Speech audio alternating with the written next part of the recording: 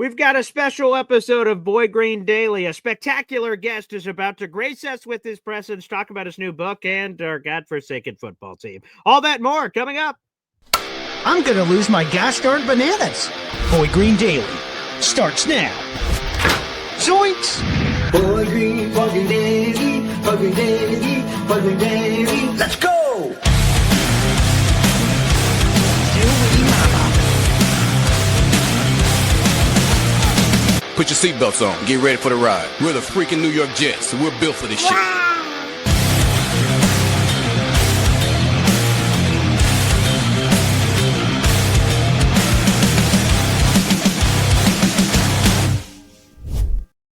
What is going on, everybody? I'm Paul Liston Jr., a.k.a. Boy Green. I'm the New York Jets digital reporter for Heavy.com. Welcome to a bonus episode of Boy Green Daily. It's time to be graced by the presence of one of my favorite people on planet Earth, baby. He's a pillar of ESPN, a face that runs the place. He's an icon, and quite frankly, my idol. And why I even got into this business, let's bring him in. Mike Greenberg, Greeny, baby. Welcome to the show. Thank you very much. I appreciate the very kind words. I'm delighted to be on with you. And as I was watching your intro there, it occurred to me how many of the things that Aaron Glenn has said have aged so badly. I mean, maybe the most recent of which was when he chastised a reporter for the very notion of bringing up benching Justin Fields and then benched him 2 quarters later. That's probably the most recent example of it. But boy, going back to that stuff that he said right after he was hired and all of that, listening to it now, it almost sounds like a skit from Saturday Night Live, like it sounds like something you would be doing comedically. But unfortunately, there is absolutely nothing funny about it. Not at all. It's laughing as opposed to crying, which I was doing on the inside there.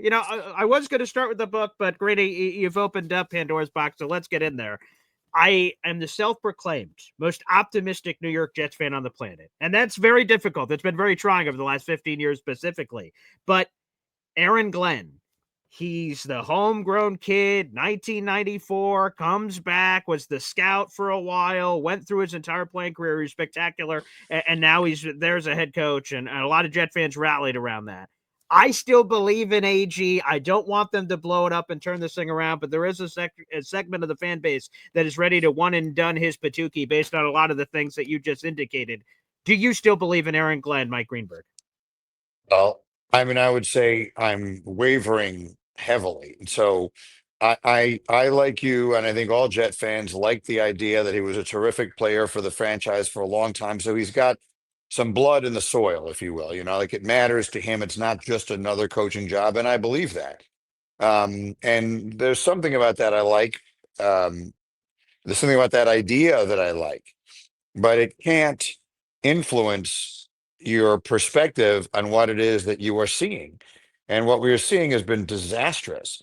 The point I've made since the beginning of the season, really since the Buffalo game, is the Jets aren't the worst team in the NFL. They just play like it.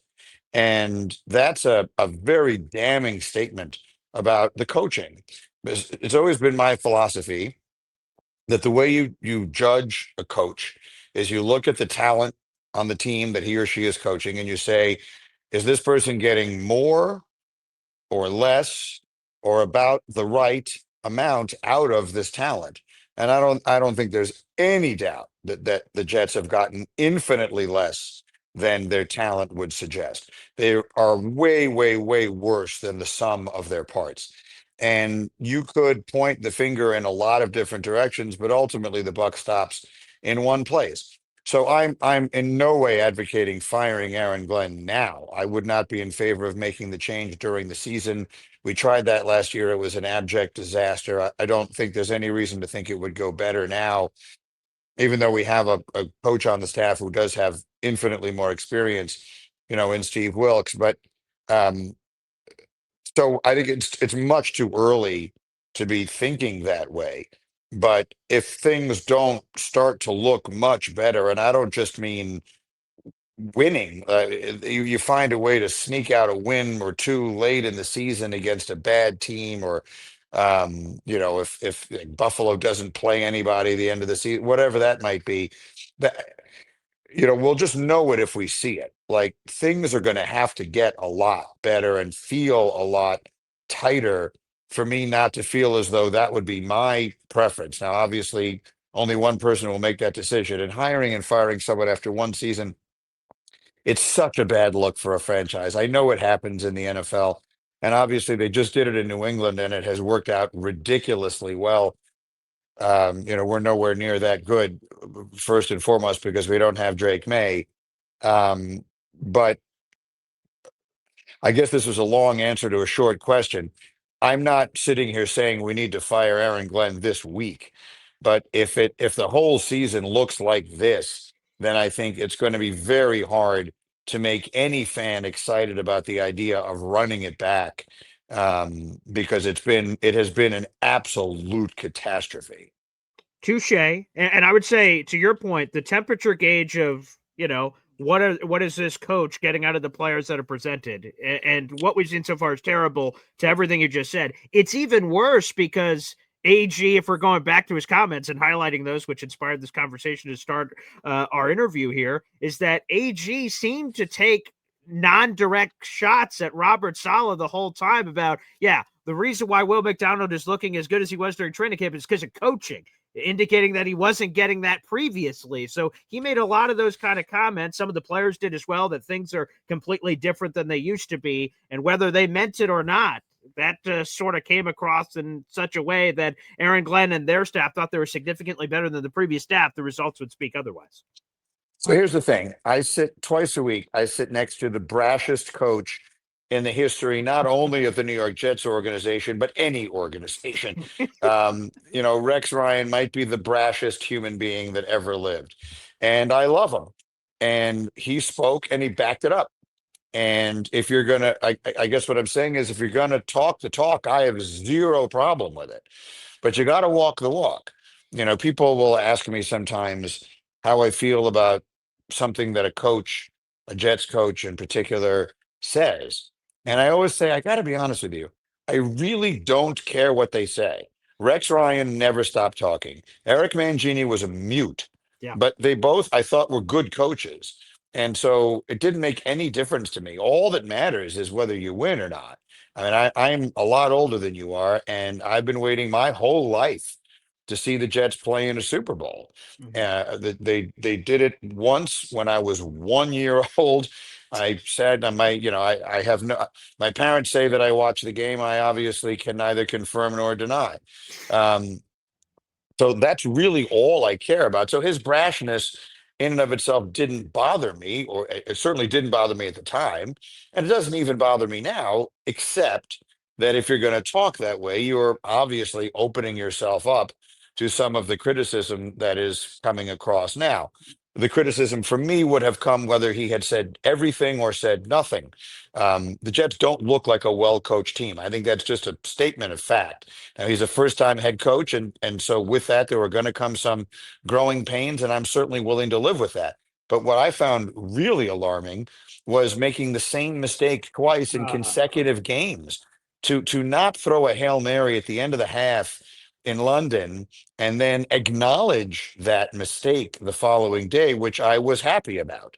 I said, all right, at least he recognizes it and is willing to own it in front of the media and thus in front of the entire world.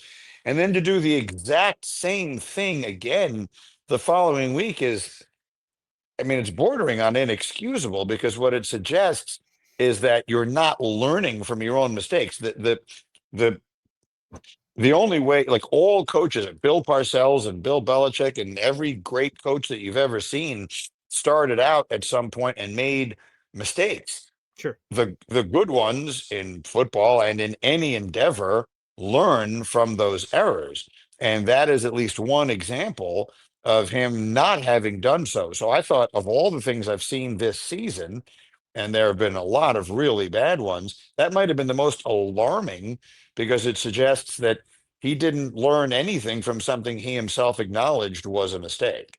And both of those explanations after Denver, the game immediately, and then after Carolina, didn't seem to make any sense either, but which probably didn't help at all. Now, Greeny, the Jets have invested a top 5 pick at the quarterback position 3 times over the last 16 years. They've tried Sanchez, Darnold, Zach Wilson, and it looks like we're heading down in that direction again. We'll see by season's end where they're going. Greeny, you're a very talented man. You do a lot of things. One of the things you do is with the NFL draft. Does anyone float your boat at this point? Because it's hard for me to tell. I enjoy the draft process, but no one has done it for me yet as, clearly, in first overall pick years, if that's where the Jets are destined to go, this guy stands out. Oh, this is the year of this guy. Is just one of those guys stand out to you early in this process? So here's the way I'm going to answer that question. When this season began, there were a bunch of names that were being talked about as franchise type QB, like certainly in the running for QB1. Yeah. The most prominent of those names, of course, was Arch Manning. Other names included, but were not limited to, Cade Klubnik, Lenoris Sellers, Garrett Nussmeier. All of those names have fallen by the wayside. Arch is not coming out. Lenoris Sellers is not coming out. Klubnik doesn't look like a franchise quarterback. Garrett Nussmeier doesn't look like a franchise quarterback. Carson Wentz has had his ups and downs. No, not Carson Wentz. Excuse me. Carson Beck has had his ups and downs at Miami this year. There are 3 quarterbacks that I think at this moment feel most in the conversation for QB1 in this class. One of them is Dante Moore from Oregon. He's 20 years old. He's very inexperienced. He is eligible to come out. I think if he gets it's very hard to picture if he gets the feel going through the process that he would be the first pick in the draft. It would be very hard to argue he should go back to school, even though he probably should. Fernando Mendoza from Indiana is another one that people like. And then Ty Simpson from Alabama is the third one that a lot of people like. John Mateer was in the conversation for a while at Oklahoma. He hurt his thumb. I don't think it's fair to judge what he's been since then. He has sort of a Baker Mayfield-esque kind of thing going. I'm not an evaluator of talent, so I'm not the right person to tell you which of those guys is going to be the best pro. But here's what I do know is if you ask me to bet on one of them, I'd bet on the one who winds up playing for the best coach.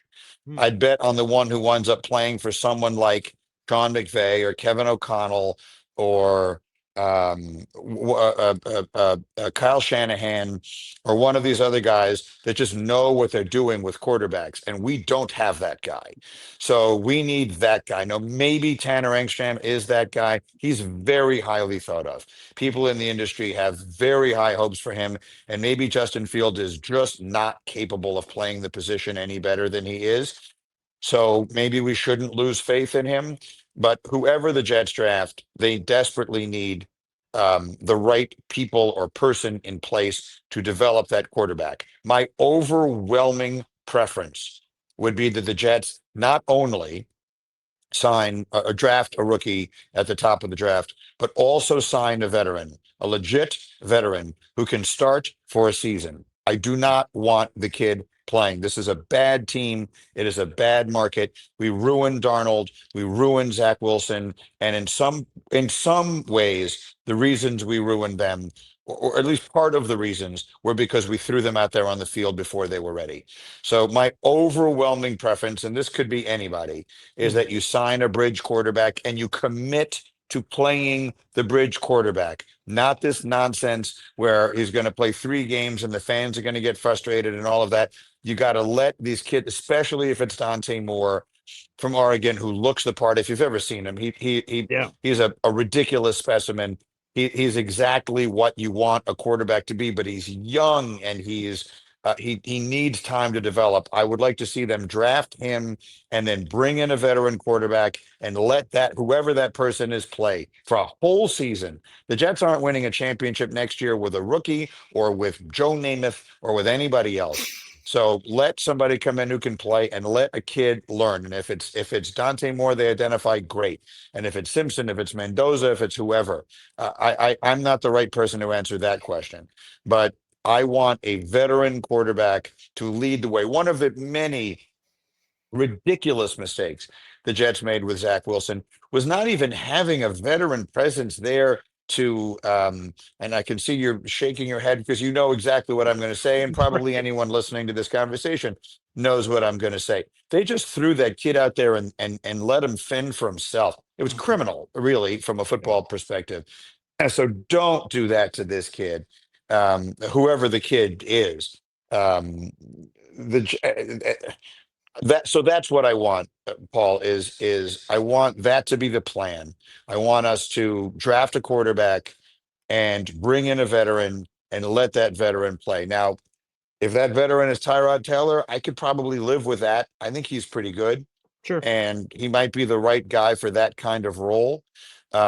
So I guess that would be an option. I don't think Justin is an option after the disaster that this season has become, and the comments from the owner and everything else. So, but if that's Tyrod, fine. And if it's not Tyrod and it's whoever the next version of Andy Dalton is, I'm fine with that.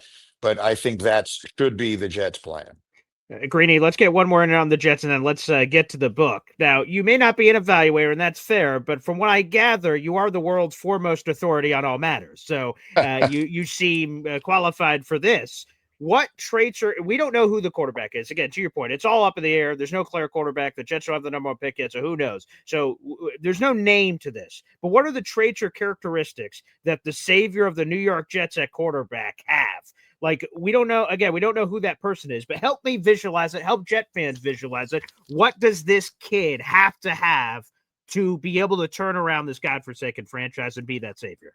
Well, I mean, the obvious ones are the obvious ones, right? I think we are at a time in pro football right now where at least at least above average ability to make plays with your legs is a Mhm. must. Yes. I think that if you're going to draft a pocket passer, this guy better be beyond special. So obviously, I think that part of it is paramount.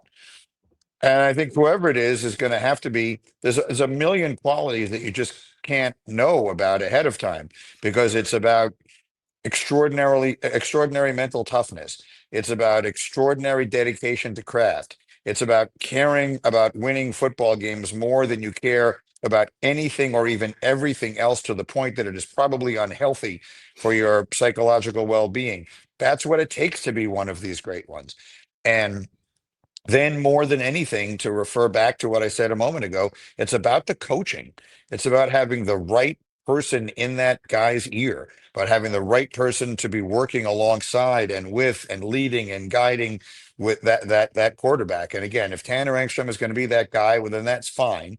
But if we believe he can do that job, but that's the most important person in the organization. The reason Drake May is where Drake May is right now, at least in part, is Josh McDaniels. The reason Mac Jones all of a sudden looks like he has an NFL career again is Kyle Shanahan. The reason Sam Darnold has made himself $100 million and might win a Super Bowl is because of Kevin O'Connell. And now he's going and playing in exactly the same system with the same verbiage and everything else. We need that.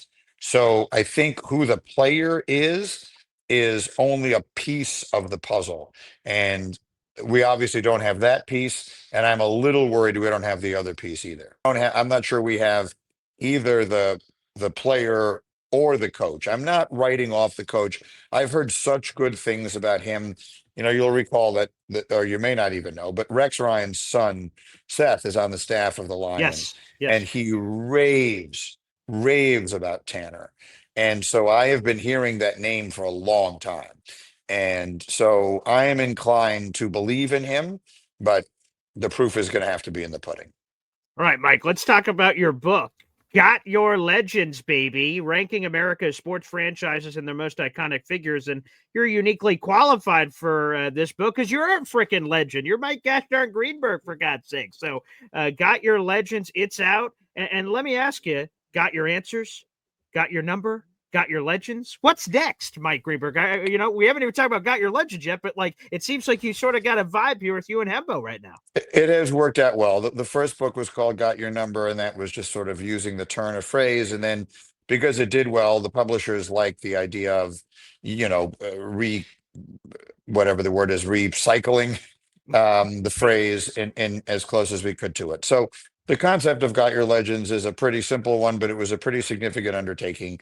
What we did was we took every team in the four major sports, so 124 teams in the NFL, the NHL, Major League Baseball, and the NBA, and we chose the Mount Rushmore of every one of those teams. So the four legends, the four franchise faces, the four preeminent figures that represent each of those teams in sports.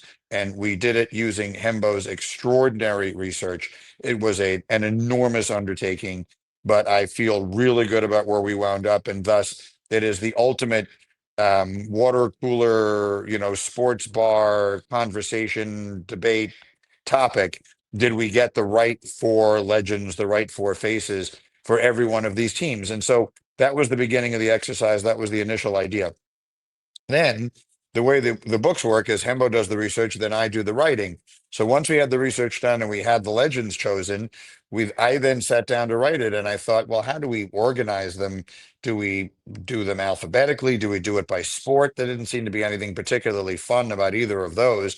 So we got the idea to rank the teams themselves. So we not only choose the franchise legends, the Mount Rushmores of all 124 teams in the four major sports, we also then rank them from 1 through 124, from the best to the worst. So there's really two separate areas for debate and for discussion. And whether you agree or disagree with the choices that we made, I wrote essays about literally every one of them. So there's a ton of sports history and information in the book that I hope every sports fan will enjoy. So that's basically what the book is. I couldn't be more excited about it. The reaction to it has been great.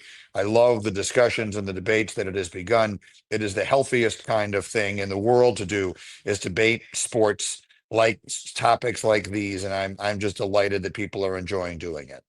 Who was part of the? So you mentioned Hembo's research; it's world renowned.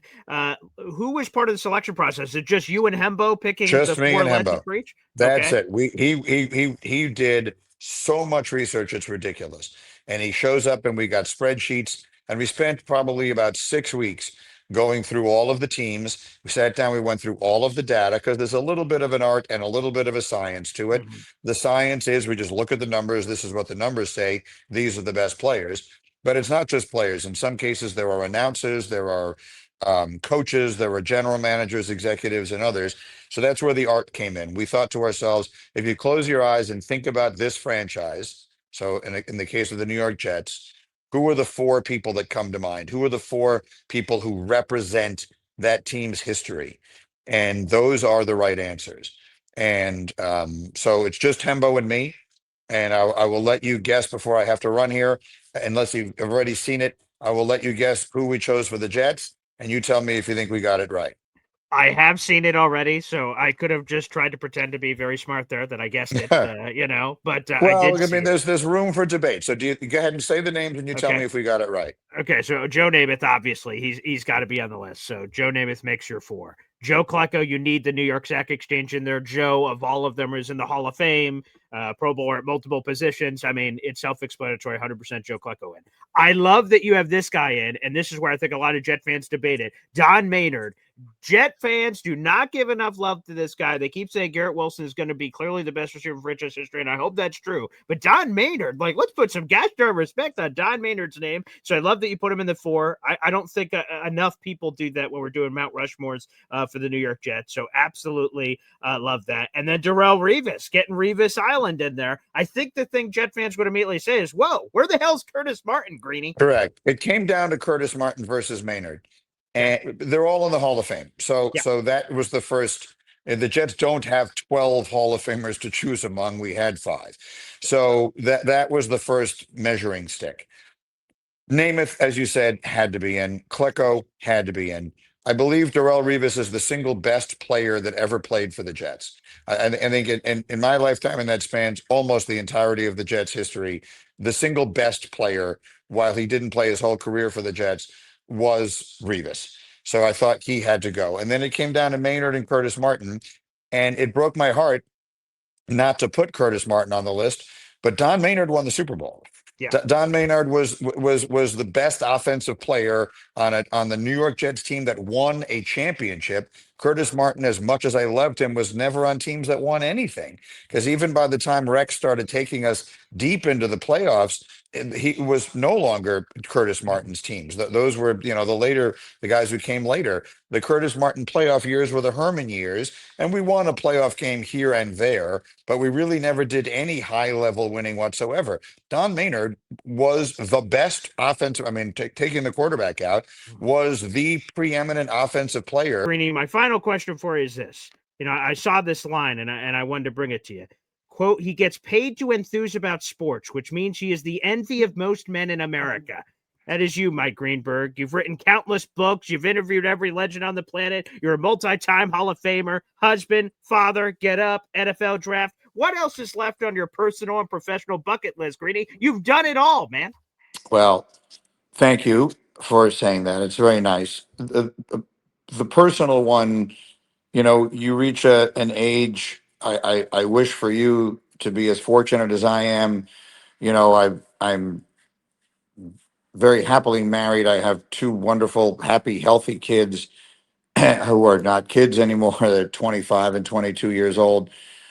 You reach a point in your life where all I want to do is see them be happy, is to spend as much time. I recognize that time, as you get older, time becomes very precious.